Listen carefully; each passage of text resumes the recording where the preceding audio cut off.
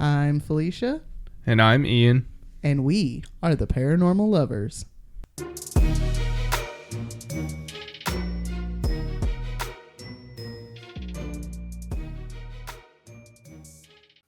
Hello, paranormal dudes, dudettes, and dudays. Welcome back to another episode of The Paranormal Lovers. Hey guys, Hey guys, welcome back. we're back. We're back. Episode 98, Yeah. Season 3. Woo. Like what? I actually feel like I need to write this down so when I Third year. upload this shit, I remember that it's Season 3. One away from the 100th episode blowout extravaganza. Y'all don't listen to him. There ain't gonna be none of them motherfucking blowout extravaganza. I'm starting 3 days a week this week. He works 4 12-hour days a week. It's true. Y'all gonna get what you get and you don't pitch a fit. There goes hop along in there. I got a good feeling about this year, though. What was it Jesse called her the other day? Thumper. She called Chewy Thumper, and I was like, that's actually pretty damn perfect. Yeah, it is. Yeah, so close to 100. I can't believe it. And you guys want to know what else? We have an announcement. Yeah. Pew, pew, pew, pew, pew, Pew, pew, pew, pew, pew, pew, We're going to our pew, first pew. paranormal convention. Woo! In March 16th through March 14th through the 16th, we will be on Lanier Island at Hauntlanta Paranormal Convention as vendors. Yeah. Pew, pew, pew, pew, pew. Yeah, We will have a booth. We'll have some stickers. We'll have some shirts. So go get your ticket. Do not let me forget to link that in the show notes. Don't let me forget. Come see us there. Come by. Say hi. Now, on a regular business. Oh my God, Joe. I'm sorry. She's dying. I really need to clean out the reservoir on my CPAP. It's been like 3 weeks. Any other CPAP users know if you don't clean it out regularly, it starts making you sick. Yeah. Now, into regular business. If you were a fan of uncovering history, certain people would rather you ignore. Give our show Rethinking Our History a listen. Not all of it is history they want you to ignore. We actually just recorded an episode on the St. Francis Dam failure. Yeah. Y'all, tragic. Crazy story. Tragic story. It reminds me of the flood here. Mm-hmm. If that's what made me, I looked at it and I was like, oh, what would happen if our dams failed? Mm-hmm.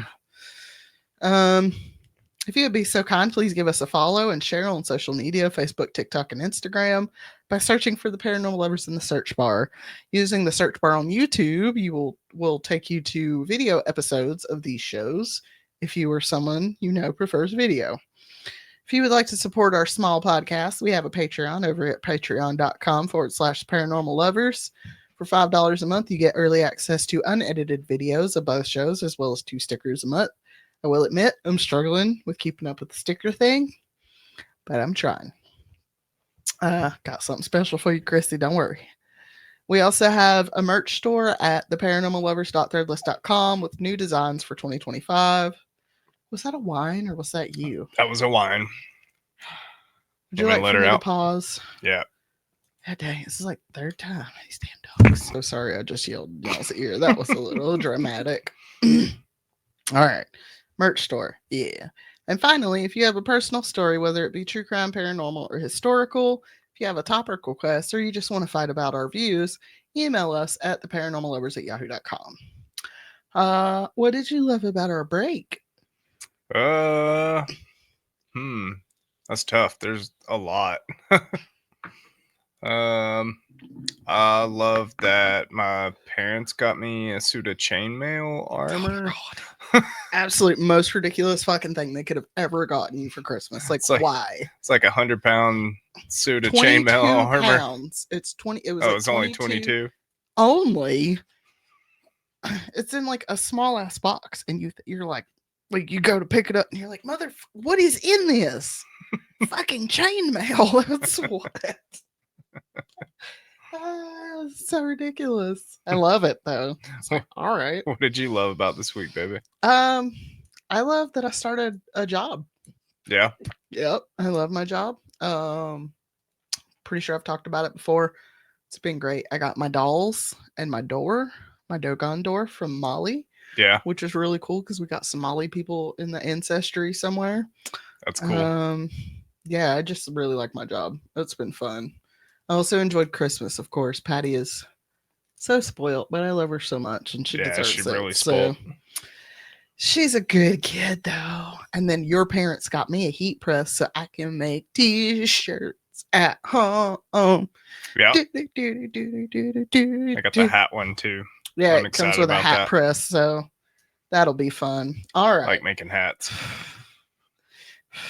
Sorry. Smoke all swirling around in my face. It's distracting. You vapor. All right. Trigger warning. This episode includes talk of rape and racial violence. Oh no. It's rough. This is a rough one, y'all. You're like, but why? It says Lake Lanier. Y'all know anything about Lake Lanier? A little bit. There's a lot. Yeah. So, since we are going to Hauntlanta this year, I wanted to cover the lake we will be attending it on. For sure. I've actually been wanting to cover this since before we even started the pod. Now seemed like the perfect time to do it. If you're listening to this, you probably are already a fan of the paranormal and true crime and have probably heard of Lake Lanier. It is said to be the most deadly body of water in the U.S. Yep. Situated in North Georgia, Lake Lanier was built in 1956 by the U.S. Army Corps of Corps. Sorry. Silent letters don't make any sense. If you don't say it, just take it out. You took out the U out of flavor and behavior and stuff, and I prefer that one. Army engineers. U.S. Army Corps of Engineers. And is still under their operation today, although it doesn't seem like they've actually been maintaining it well from some of the comments I found on some of my research. Yeah.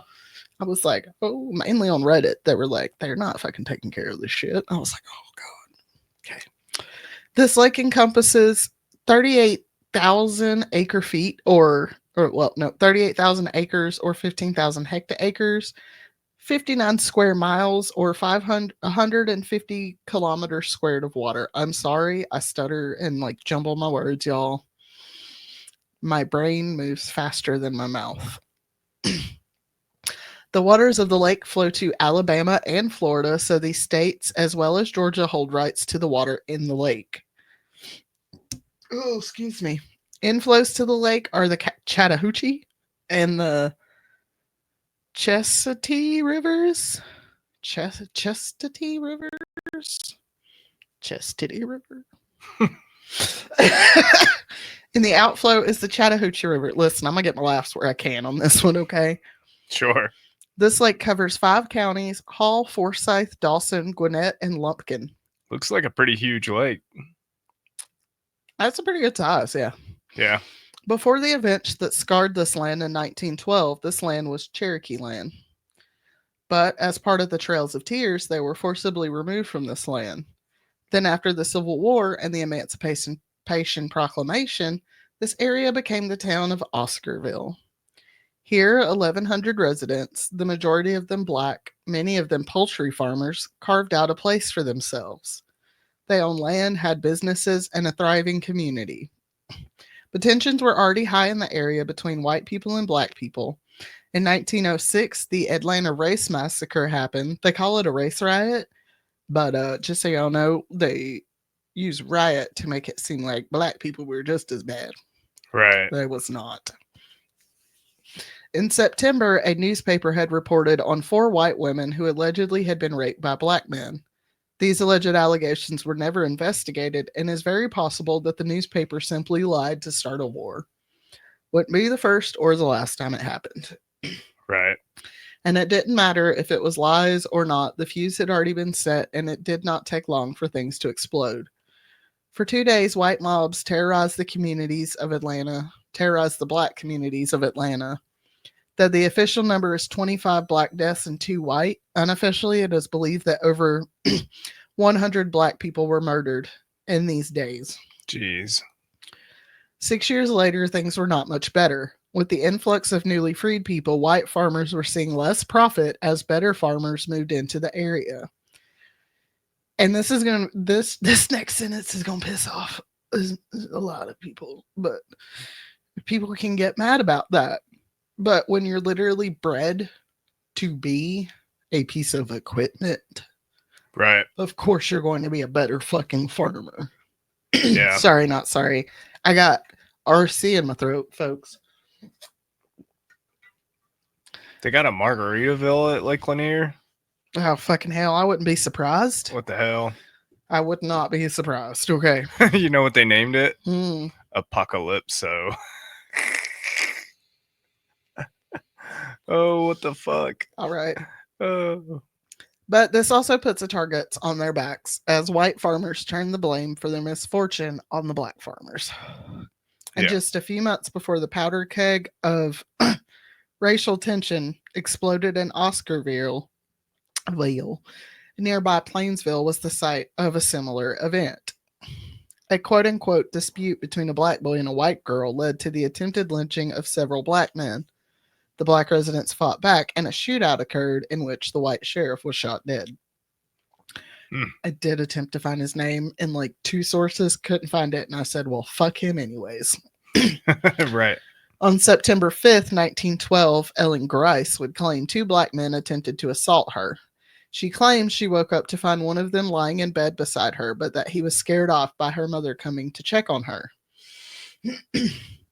5 black men were arrested for the alleged crime by the Forsyth County Sheriff, which sent waves of anxiety through the black community. But one man, a black preacher named Grant Smith, attempted to reason with the sheriff.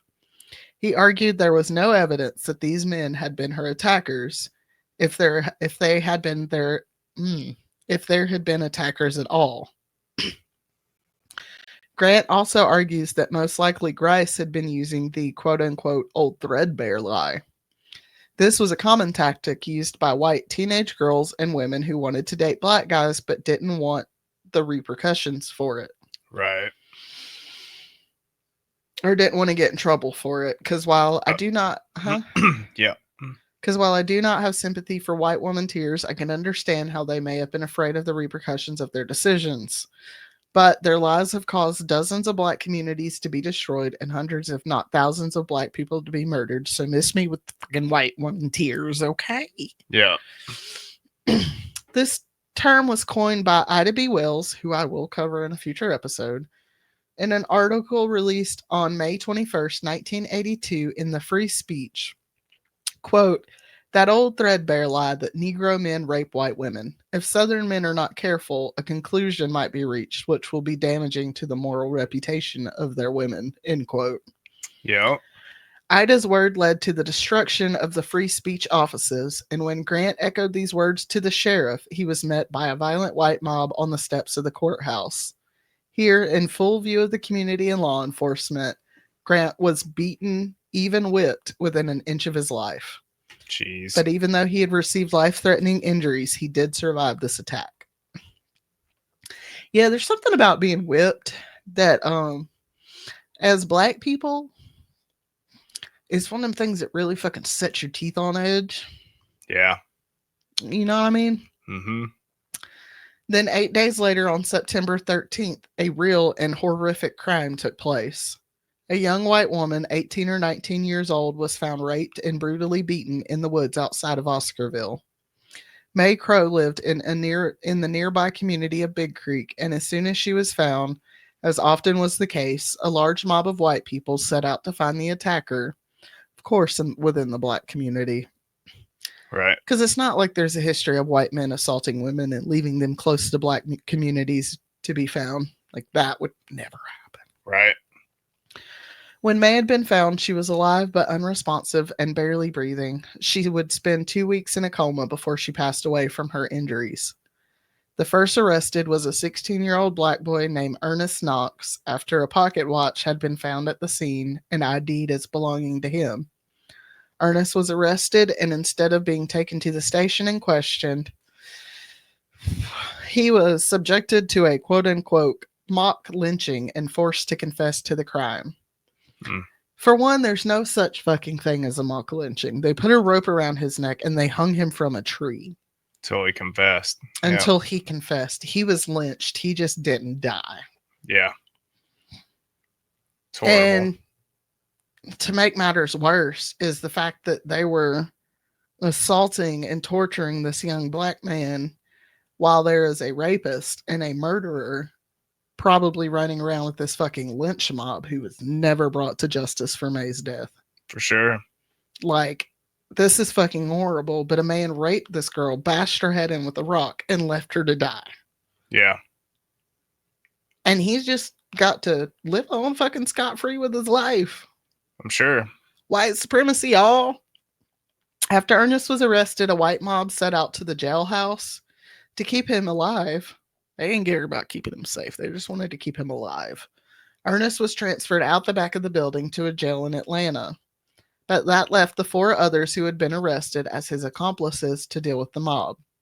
Ernest's cousins, brother and sister Oscar 18 and Jane 22, as well as Jane's husband Robert Edwards 24, known as Big Rob, and another man from Oscarville, Ed Collins, were all arrested as accomplices to the rape and murder. When the mob of over 2,000 angry white people showed up at the jailhouse, Jesus. there were only a few people on staff, and the sheriff had already left for the day. Imagine he would that. claim he had, well, I had no idea a mob was on his way up here. I just went home for the day. Mm-hmm. How was I supposed to know they would take the law into their own hands? Yeah. Oh, it happens. Oh, goddamn. Y'all ever seen A Time to Kill? Like, yeah. Samuel L. Jackson, Matthew McConaughey, little Sandra Bullock thrown in there too. Oh my god, this gives me that vibes, and it's just yeah. Ugh. It did not take long for them to breach the jailhouse and make their way to the jail cells. Y'all, it gets real bad. This is why I gave a trigger warning up front. More trigger warning. When they rushed into the cells, they found Big Rob and proceeded to beat him with crowbars. Jesus. They then proceeded to place a noose around his neck, which, and I am 100% assuming on this, but I would guess he fought back against this, and that is why he was shot in the stomach before he was dragged outside. Mm. It's the only reason why I could think they would shoot him before they took his body outside and hung it from a light pole. Right. And then they used his body as target practice. Or maybe he had, like, seen the assailant and pointed him out, and then they were like, no, you're lying, and shot him. Maybe. But I'm thinking that, like, I don't know. It says they proceeded to place a noose around his neck, so he knew that they were going to take him out and hang him. And they called him Big Rob because he was like over 6 feet tall and like a really big guy. And I have a feeling he probably would have fought back. Yeah. Against being dragged out with a noose around his neck. So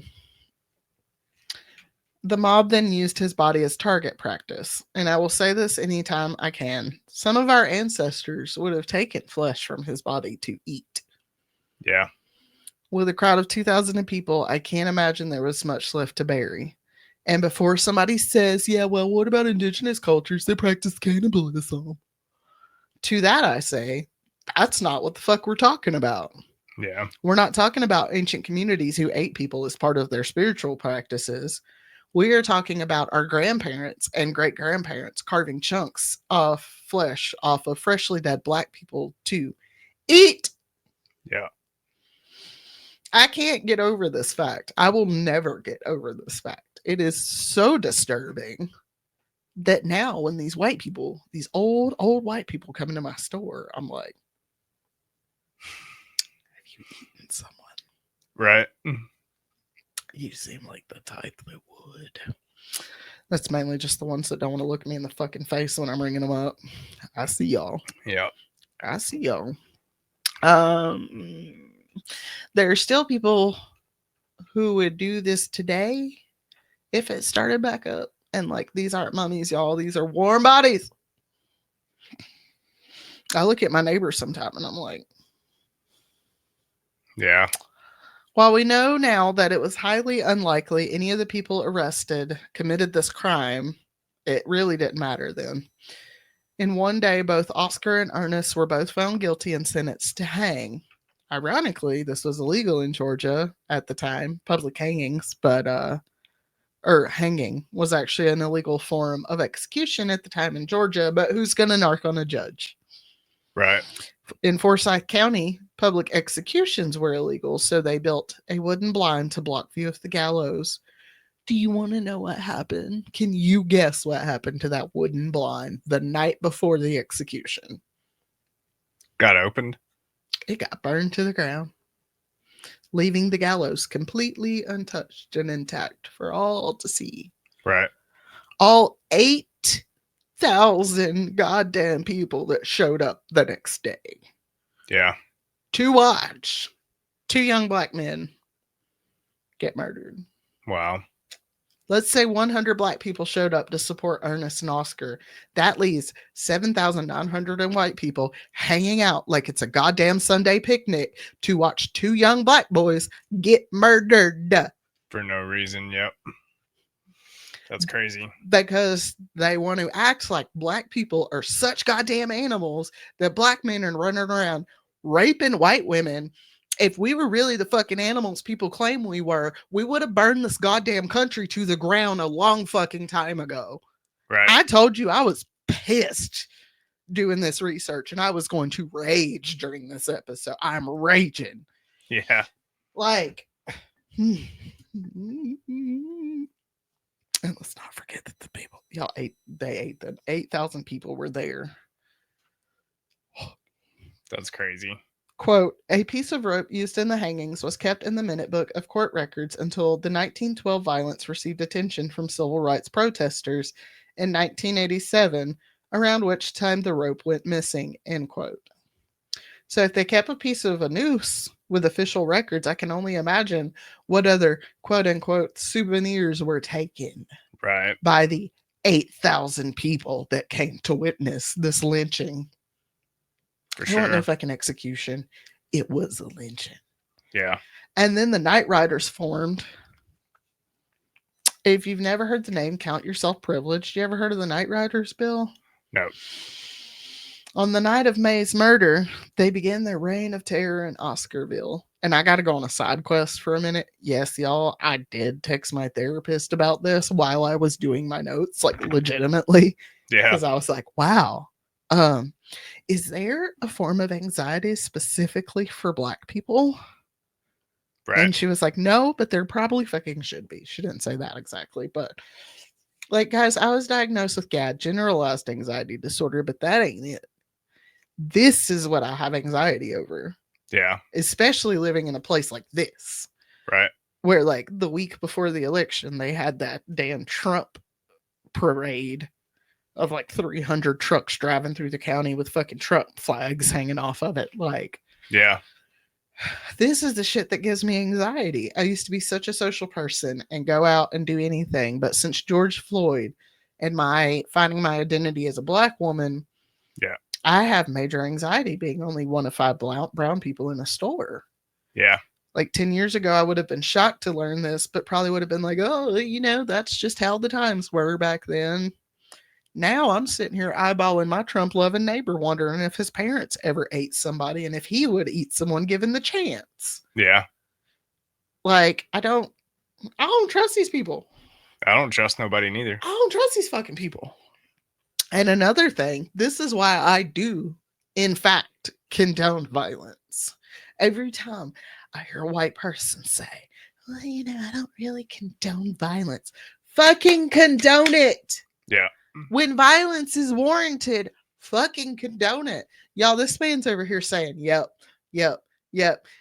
This is the most pacifist man I have ever met. And when I say the most pacifist man, I don't mean that literally. Like, out of all the men I've known in my life, he is the quietest, most calm, most I do not want to fight, get in an argument with anybody man I've ever met. And since November 5th, 2024, he's like, I want to tear some shit up. Yeah. So when I tell you if I can condone violence, this is a pattern of violence from white people throughout history. Anytime they feel slighted by brown and black people, or anytime they are afraid of losing power to them. The night of May's funeral, a mob of white men on horseback set out to burn down homes and businesses and attack any black person they found on the streets. Damn. They feared the black community was going to rise up against them, what the fuck ever that means. Right. So they set about forcing them out.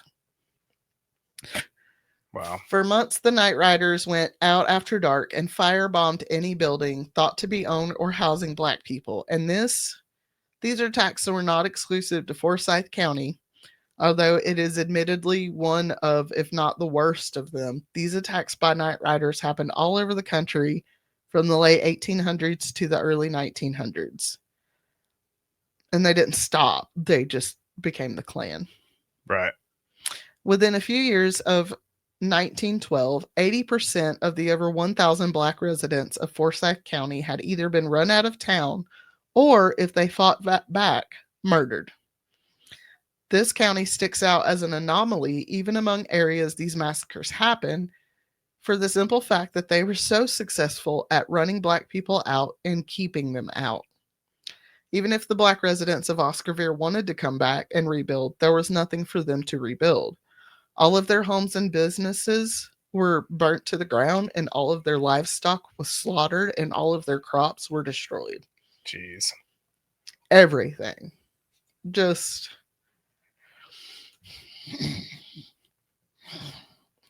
Some of you are maybe thinking, okay, this isn't the history podcast. Where's the spook? All I can say is, like, are you new here? We very much believe that events like this, massacres, forced removals, leave their mark on this land. For sure. You take a beautiful place like this county, Forsyth County, and you slaughter hundreds or thousands of people over 200 or 300 years, it's going to leave a dark mark. Yeah. It's going to alter the energy of that land, the For sure. blood that is literally soaked into it. Yeah. Small side quest, because tism and it's my podcast.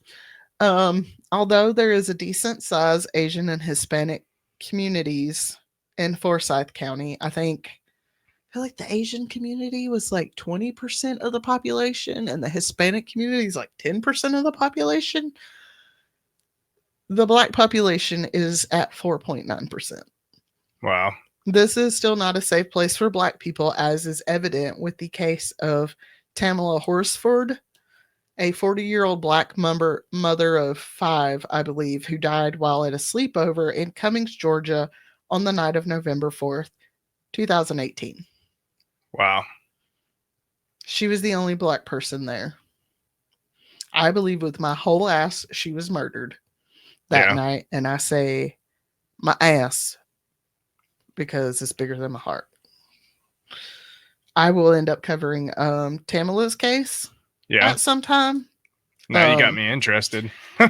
Boy, when I tell you, you can look up her name. It's a Tamal. Are you looking her up? Hold on. Yeah, look her up, bro. Quit looking at the storyline.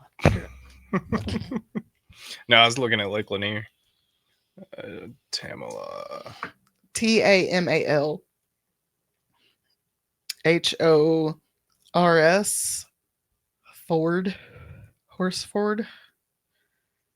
So click on that, go to images, and find a picture of her on the couch with all the other women. And when you find out she died that night, it just kind of, and then you learn about the history of this county and you look at that picture, it's like, oh. Like, it just gives you icky feelings, don't it? It definitely does. They murdered her. Her death is ruled an accident. They murdered her. That picture's in the Rolling Stone. Yeah, it's a big case, and a lot of people still believe she was murdered, even though it's been ruled an accident. Because there's what happened to her? She was found laying in the backyard. They claim that she fell off of the porch because she was like, I want to say they had like a wraparound porch, kind of like your parents. Yeah. She was like on a porch like your parents, and she like fell off. But the wounds found during her autopsy don't match just falling off of a porch. She was beaten to death. What the hell? Yeah, I'll cover it. I will cover it. And Okay. it will be on Rethinking Our History because it's history. Right. Um, I realized the other day I can do some true crimes cases that I want to do because they are in fact fucking history. Yeah, Okay. they sure are. Over time, much of the land was sold to the government, and in 1950 it was flooded to form the reservoir, which was named after a Confederate veteran named Sidney Lanier. Of course it was. I will be covering him next week on Rethinking Our History, so make sure you're getting notifications for new episodes. Hit that little bell, ding a ding a ding. Oscarville was not demolished before the area was flooded, and now there sits a watery reminder of what once was.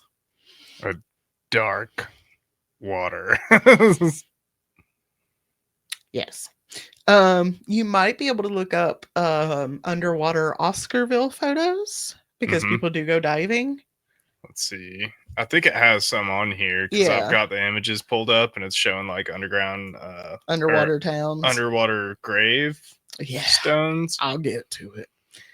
It is said that Oscarville is not the only drowned town underneath the surface, but when times are dry and the water table gets low, it is the ruins of Oscarville that will breach the surface and be a skeletal reminder that there is more down there. Yep. Dun, dun, dun, dun. I'm kind of hoping there's a bit of a drought before we go. It has also been reported from divers that there are still tombstones in some of the 20 cemeteries that were supposed to be relocated, leading many to believe that their ancestors still rest in the graves underneath the water. Oh, for sure. Like, even though the Army Corps of Engineers told them they would be moved. yeah, they say that about all these lakes around here, and They say nobody that ever about moves shit. Fontana too, and they have to boat out there to the gravesite every year for Yep. Decoration Day. Yeah. Another diver interviewed by CNN was recorded saying he, quote, reached out in the dark and felt an arm or a leg that doesn't move, end quote. Ugh. Which will make this next sentence feel real good. Today, this reservoir serves as the source of drinking water for the whole metro Atlanta area, as well as several other communities. That's horrible. They just drinking drown people juices. They drown the town, and then now they're drinking them. They're drinking them. Well, yeah, I don't think all of those are the people that have drowned from the town. Right. Don't forget this water flows to 2 other states, so who knows who else is drinking this. It is also a very popular recreation area, although it was literally not meant to be one. This is one of the reservoirs that was built, and they were like, no, it's not for people to swim. And people said, fuck it, we're going to swim. That's amazing. It is estimated at least 10 million people visit this lake every year. Now they're drinking people's pee and poop. And since they have been coming, over 700 people have died. Wow. At least 500 of them have drowned. Makes me wonder what percent of them is white. A large percent. Not all of them, but Right. a large percent. That may not seem like a lot, but in 2023, I believe it's in the show notes, y'all. I didn't actually write this in the research. I believe it was something like 13 people died in 2023 in Lake Lanier, while only 3 people died in a lake that is close to Lake Lanier and relatively the same size. Right. To put it in even more context, Lake Lanier has more deaths per year than the much larger Lake Superior. Wow. One of the Great Lakes. Yeah. Many people blame these deaths on the poor maintenance of the lake, as well as the ruins of the drowned towns that could take hold of someone. But that doesn't account for what people see on and around the lake. One of the most famous legends of the lake is the Lady of the Lake. Back in 1958, the year of my mother's birth, Delia, can't help it. I had wrote it in there, but I didn't type it in there, but I ended up saying it anyways. Right.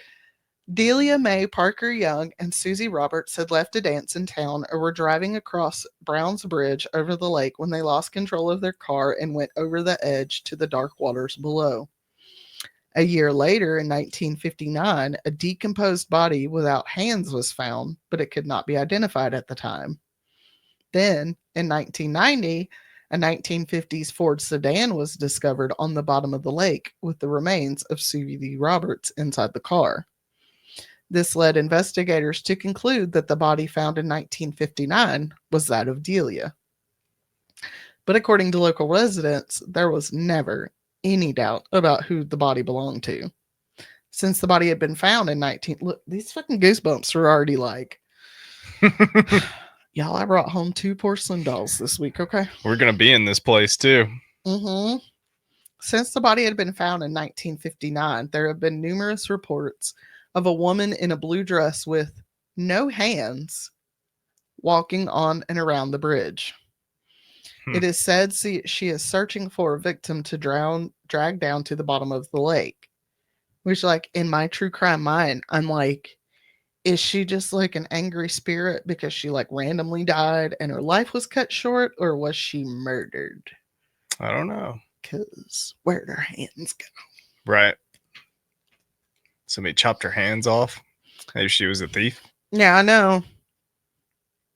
That it's likely that her hands came detached.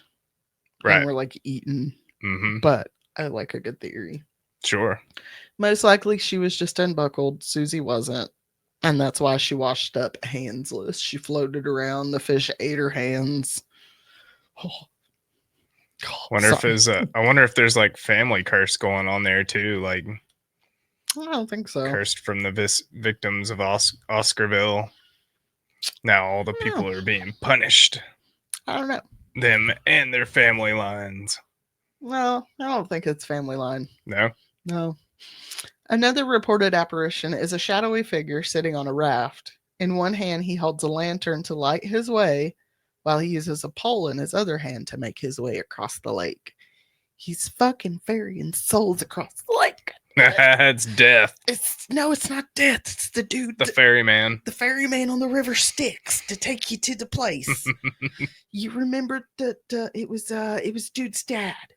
So Lanier's a portal, maybe. What is Centaur World? His dad? Is that the one where his dad was in the river Styx? I don't know. No. That was Star Butterfly. Star versus the forces of evil, I think. Yeah, the son of time, Father Time. Right. Right. He was the giraffe named Jeffrey or Jeffrey. something. Sorry, y'all. Actually, not sorry. He was the steward to the river of time. Mm-hmm. I'm gonna quit apologizing when I do stuff like that. Y'all just gotta see this is the way my autism works. Yep. Yeah. Okay. If you're new to the show, this is what we do. Hi, I'm autistic. My name's Felicia. There is also said to be the apparition of a boy who died there in the 50s that is seen wandering around the lake. I don't remember how he died. It might be in the source notes. It was like, I only seen that once, and I just kind of threw it in there. In recent years, there have been some interesting deaths to add to the lore of the lake. One weekend in July of 2023, 3 men who were all there separately died. Huh. A year and a half ago, bro. Wow. 24-year-old Thomas Milner was electrocuted. Wow. After jumping into the lake from a dock. Which I'm guessing there's probably something to that. Like, because people explainable. Put, like, lights and stuff on the dock, and docks are typically close to where you tie up boats, and I'm sure that there's a logical explanation for that, but like, the fuck? Yeah. The fuck? There's been a lot of that, and on Lake Lanier, people getting electrocuted. That's not the only person that's been electrocuted, so it's like, hello, Army Corps of Engineers? Yeah. Y'all want to check on that? Why did y'all put an electrical short underwater somewhere? Y'all might need to figure out. That feels like... And why haven't y'all fixed it? That feels like some really pissed off ancestors right there. That feels like some really pissed off ancestors. A 61-year-old man was found dead after allegedly diving from the side of his boat. That's all it said on that. The same day he was found dead, a 27-year-old man went missing while swimming, and his body was found several days later. Wow. There was also one which I was like, bro, that's fucked. I think it was this year this guy went missing while he was like on a trip, and people were like, "Oh fuck, he's dead." Like, be looking for his body. Nah, he just ran away. They found him alive somewhere else. I'm like, that's fucked. How you gonna do that to your family on that lake? Right. On that lake. Yep. God, be a little more considerate. Damn. Like, that kind of shit blows my mind. The fact that you would do that on that lake. Knowing. Yeah. Like, maybe, I'm pretty sure that's probably why he did it on that lake. He's like, oh, Sure. people are gonna think I'm dead. But like, dude, that's fucked. If you ever want to fake your death, Lake Lanier, people. No, just go to another country, please. In May of this year, another freak accident and strange death happened on the lake. 74-year-old Matthew May was out fishing, I believe with his wife, when he went to sit down on his little boat. Somehow, the bolts holding the seat down either came out or broke, sending Mr. May overboard into the lake, and he drowned. Huh. I'm pretty sure they said that like they came out. They came unscrewed. Right. That's crazy. I'm like, Mrs. May? I wonder how many of these people couldn't swim neither, too. Which, like, why the fuck are you going out there? Yeah. Without a goddamn life jacket. Right. Why are you on a lake not knowing how to swim? Like, my kid can swim pretty well, but I'm still gonna put a life jacket on her ass. Come on now. I can swim pretty well. But if I'm on a boat, I might put on a life jacket. Granted, some of these victims have been like dragged under. Oh yeah. I'm like, what? I was gonna say on other podcasts that I've heard cover this lake, they've also spoke about how boats spontaneously explode. They just explode. Wow. Boats just explode. They just catch fire. All right. People said that they feel like they've been grabbed and held underwater. By like people. And I actually believe I heard. Now that shit's spooky as fuck. Like, I'm not gonna go search for it. If y'all want to, good on Spotify or Apple Podcast, just Google like morbid Lake Lanier listener tales. Yeah. I think they did a episode of listener tales about Lake Lanier, and one person had said they felt they'd been grabbed, and when they looked, there was a woman in the water holding on to their leg, and when she let them go and they were able to get out, they had like a burn mark. Huh. Yeah. On her leg. Bad energy, y'all. So people also see ghost under the water. What was it that lady said? Bad medicine. Yeah. I'm not saying that's medicine. That's bad medicine right there. Yeah. That's that white people stuff. Some dark energy. But in reality, we are looking at a lake where 10 million people, probably 9.9 million white and the rest black, go there to drink and party and act like goddamn fools. And I don't know how many of y'all have been to small little white towns in Georgia before, where there's like a lake or like a swimming hole. My ex lives down there, pretty damn close to this place actually, and yeah, they're fucking wild. Yeah. Georgia's wild. For sure. Some hella races and wild people. Yeah. Still moonshine territory too. Add to the poor maintenance of the lake, it is really no wonder that so many people have lost their lives on and around this water. And I will add, not all of the victims of this lake were black, like you asked earlier about the ratio. But we also have like Clarence Thomas's and like Candace Owens out in the world. So I 100% believe that there is some bad energy tied to the lake tied to the land under this lake and throughout the county. Other than this convention, I probably won't be spending much time in this area myself. Right. Not because of the ghosts, though. I will honor them in their anger, but because of the living. Yeah. 4.9% of the population is black, and that's according to the census of 2023. Yeah. It'll be a long weekend. Come see me at the booth. For sure. But that's Lake Lanier. That's a wild story. What do you think about that, Bill? What do you think about this little lake we're gonna go hang out on for a weekend? I wonder if there's any stairs under there. Oh, You know there are. You know Stairs there and under the water in the are. You know woods. there are. You know Because it there used to are. be woods, right? Like, Yeah, there's some trees and stuff that'll poke out Yeah. when the water's down. I've been to a ton of lakes, here in North Carolina, because there's a ton of them here, and a lot of times that's all you see that's underwater is like trees sticking up. Yeah. Gotta watch out for them while boating, because you'll be boating at 40 mph across the lake, and then all of a sudden, thump, you hit a Yeah. tree.